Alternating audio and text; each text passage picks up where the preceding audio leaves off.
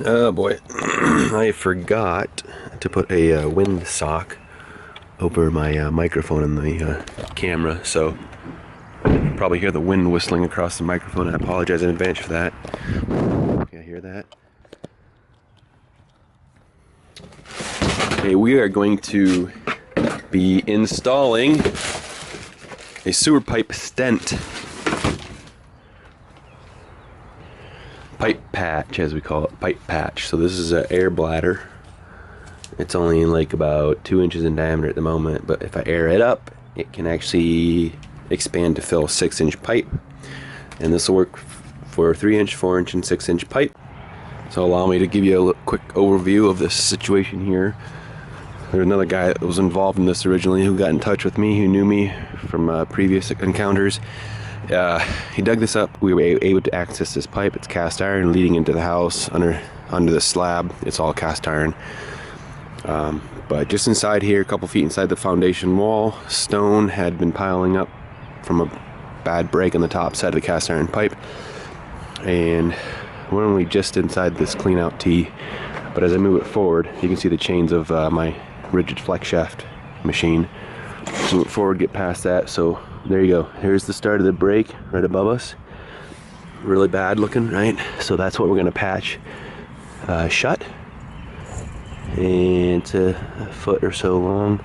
And that's about it. Looks as though we got a dip in the line. Yeah, right here it looks as though it dips. So you see the water, the standing water right there. So although not a real good situation, it's apparently not hindering the flow of water because everything's still flushing and not really backing up currently. And it's already letting some stone in right there, you can see. Okay then, lovely.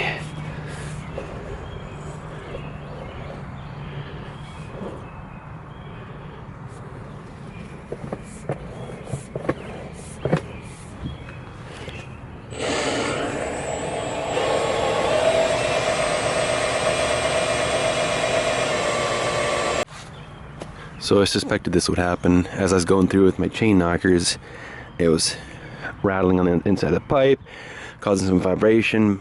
Maybe the chains were, working themselves up out of the crack a little bit, and so stones started falling in, which I suspected. So I'm gonna get my electric eel with this head on it, and I'll be able to pull the stone out. I'm gonna try to clean it out real good with this, and gingerly put the patch in so no more stone falls in while I'm trying to do the work. Let's see how this goes. This will pull back the stone pretty good. This is what actually I used originally to get all the stone out of there and get them flowing again.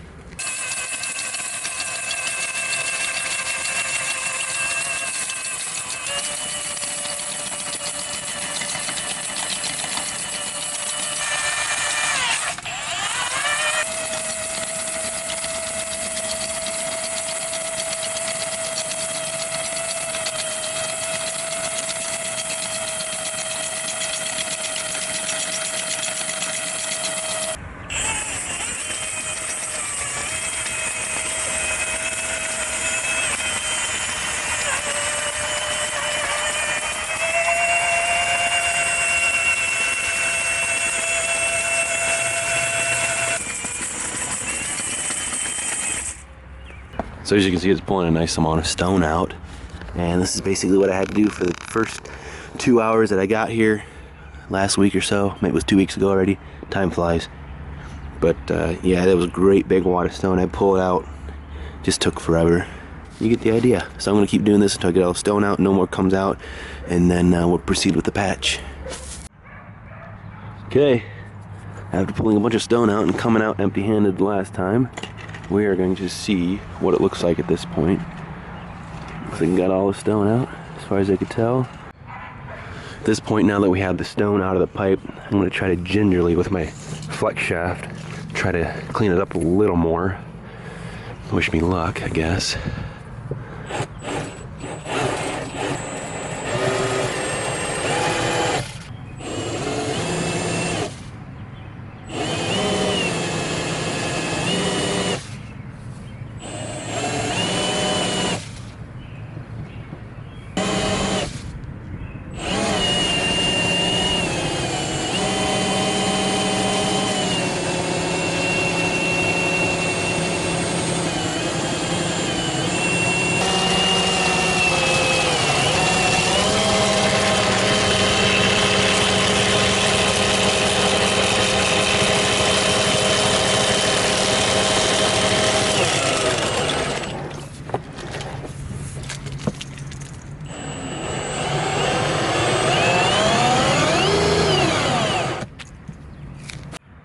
Got the awesome M18 Milwaukee cordless air compressor here.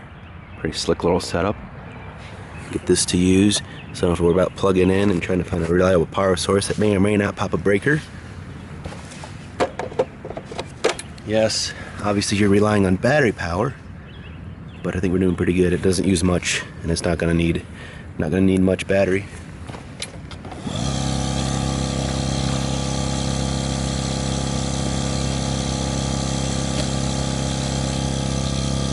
My picnic blanket all set out.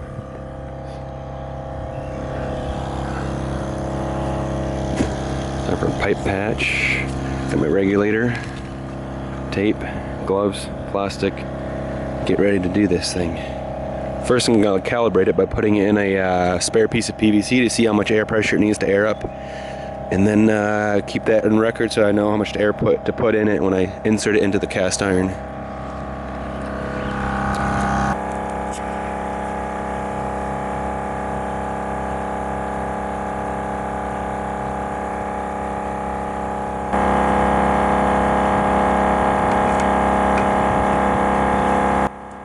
So remember what I just got done telling you about airing up the packer in a spare piece of PVC? Yeah, don't do this. Don't do this particular thing when you're using this type of patch system. And I'll show you why. So I'm taping up the ends of the protective sleeve, and then what I'm going to do is cut some holes in the ends of it to actually let the air out when it airs up, so it doesn't get trapped in between the packer and this protective plastic sleeve. So I'm putting the packer sleeve on, the patch packer sleeve on itself, and then I'll show you in a little bit what's going on and what's wrong about what I was just doing. Like, in other words, don't do this particular thing because it's a stretch liner, so it takes a little bit more air pressure, and what you'll see on either side of the packer, either side of the patch, it'll air up the ends of the packer like a balloon on either end of it and not really air up the patch liner itself.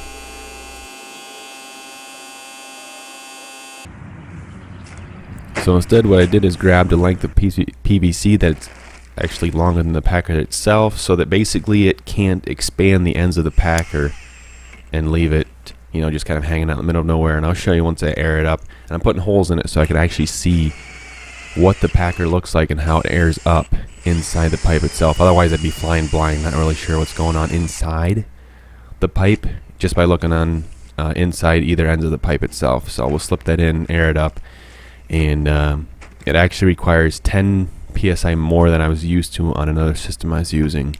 So I really like this sleeve idea, and it's made by Brower Liner or something like that. So different systems and setups out there available, and I kind of like this one a lot better than the other ones I was using before.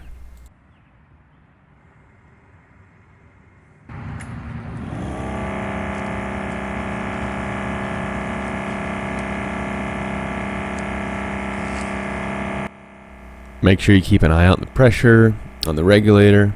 You can get all this as a kit from places. So I'm just basically making sure it's going to fit up real nice and snug on the inside of the pipe, and take the air out and get it ready to go. So I'm actually taking off a piece of tape that I had on from a previous install, and I didn't show you, but I made reference to the length of where my camera was going on inside the pipe. I put that piece of tape there right there, and then I'm going to transfer my my length of measurement to my air hose, and that way I'll know when to stop pushing the packer inside the pipe, and it's going to be set exactly where it needs to go. Now what I did is actually set my resins inside my fridge for overnight, cool them down, put them in my lunch bucket to keep them cool, and that way I have more working time to just in case something comes up, I have more working time. I don't have to worry about messing up and it curing before I'm ready. You know what I mean? There's actually different kits available. So this is actually winter temperature ready kits, but it's kind of warm out, so I wanted to chill it down in my fridge overnight, give myself plenty of working time. But what it does is basically, since in the winter it's colder and it takes longer to set, it's a different mix so that it sets quicker. What I'm going to do is we'll give it an hour and a half, 2 hours. The ground temperature is about 48, 49 degrees. I actually have a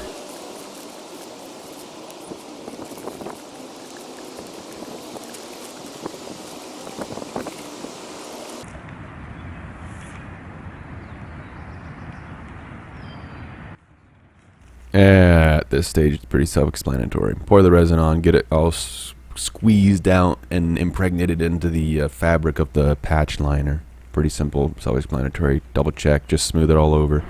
Get it good and coated.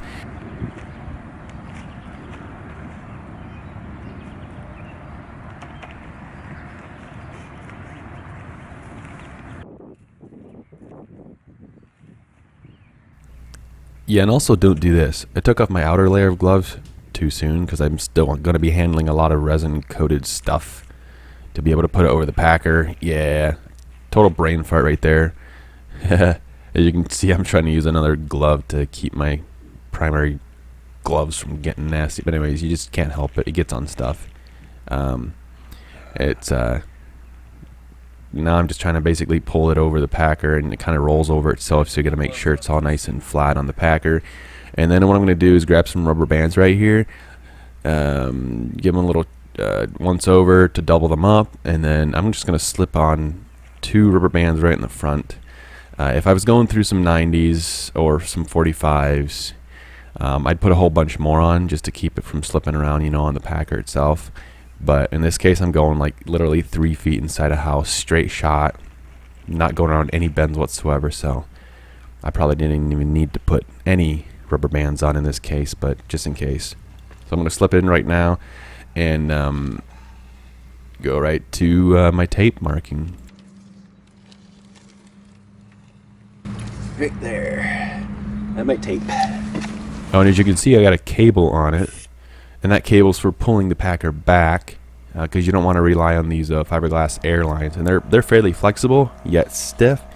So they give you good pushing power when you're going through bends, but flexible enough to actually make it through bends. But yeah, and I'll let it go for about 2 hours. We'll come back and pull the packer out. Here we go, 2 hours later. And I actually had to go check out a couple places, so it worked out good. Give me some time to catch up on a few things.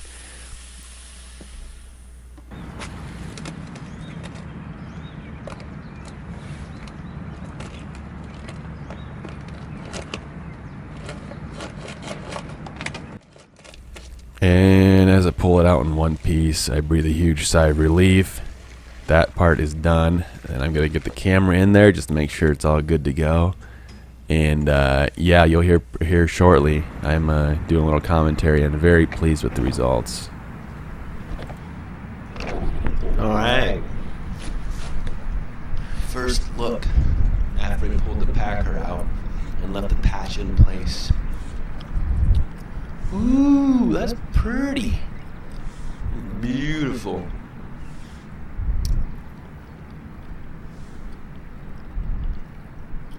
Wow. It's too bad we got a little bit of a low spot here, but it formed in place exactly as expected. That's a giant relief. Huge weight off my shoulders. Sweet. Very nice. Very nice. Perfect. That's exactly where I want it to start.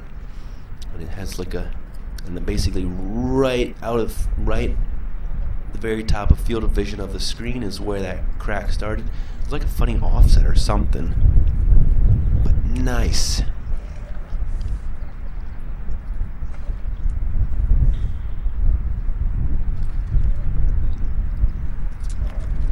Wow.